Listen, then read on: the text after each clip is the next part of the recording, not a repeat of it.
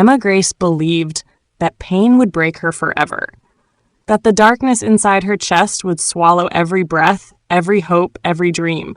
She thought she was drowning, all alone. Her mother, Claire, was her everything, her safe place, her heartbeat, the one person who knew the language of her soul without words. But one cold autumn evening, that heartbeat stopped. A sudden illness, ruthless and unforgiving, stole her away. Gone, just like that. And the world kept turning, as if nothing had changed, but everything had. Emma woke up to silence where there used to be laughter. She reached for a hand that was never there. Her home became a museum of memories. Faded photographs, half-empty mugs, whispers of a love that would never come back. The weight of grief crushed her, pressed down on her chest until she could barely breathe. She walked through her days like a shadow, hollow-eyed, numb, broken. Her smiles were lies she told herself to survive. Her laughter a sound she forgot how to make. Calls went unanswered, messages unread. She was fading, slowly disappearing from the world she once knew. One stormy night, rain tapping softly against her window, Emma sat on the cold floor, clutching a photo of her mother's gentle smile.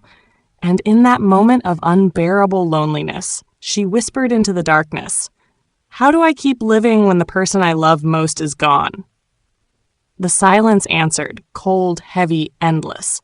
But then, a quiet voice stirred inside her, fragile, trembling, barely a whisper, but unmistakably there. "You don't have to carry this alone." The next morning, Emma made a choice she thought impossible. She reached out. She asked for help. She stepped into the light of others who carried their own wounds, their own heartbreaks. Together, they shared stories, broken pieces mended by shared understanding.